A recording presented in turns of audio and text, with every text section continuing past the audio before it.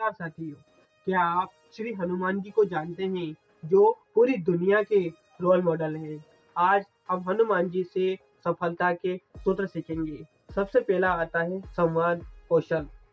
जब हनुमान जी प्रभु श्री राम से मिले थे तो उन्होंने ब्राह्मण का वेश धारण किया था और उनकी भाषा इतनी परिष्कृत और स्पष्ट थी कि स्वयं भगवान श्री राम भी मंत्र मुग्ध हो गए थे।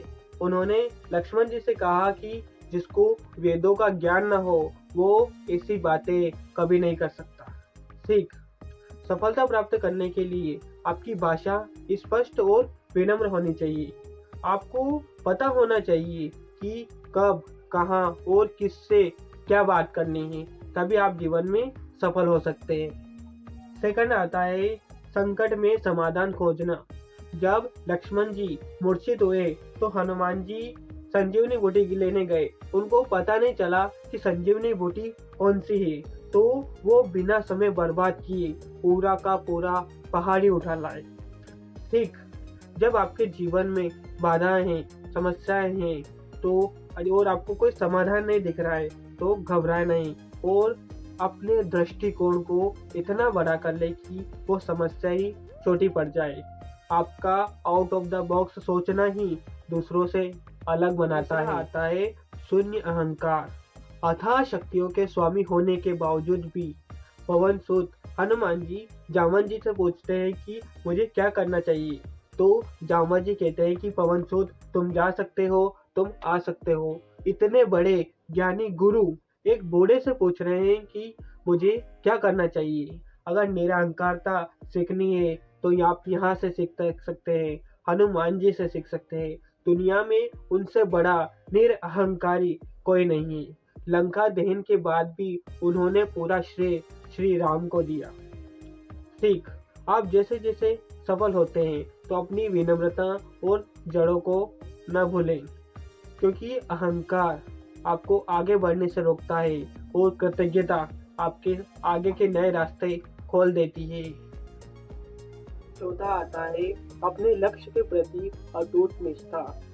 जब हनुमान जी समुद्र लांघ रहे थे तो मेनाक पर्वत ने उन्हें विश्राम करने का प्रस्ताव दिया और हनुमान जी ने स्पष्ट मना कर दिया कि राम काज किन्हे बिना मोहे विश्राम कहाँ। सीख। जब तक आपको अपना लक्ष्य प्राप्त न हो जाए तो आराम करना आपकी प्रगति को धीमा कर देता है।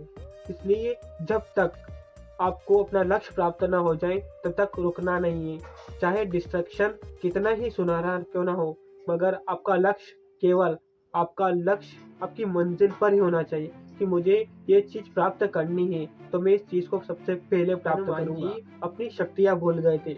मतंग ऋषि ने बचपन में श्राप दिया था कि अपनी शक्तियां भूल जाएगा, मगर जब याद दिलाई जाएगी तो सब याद आ जाएगी।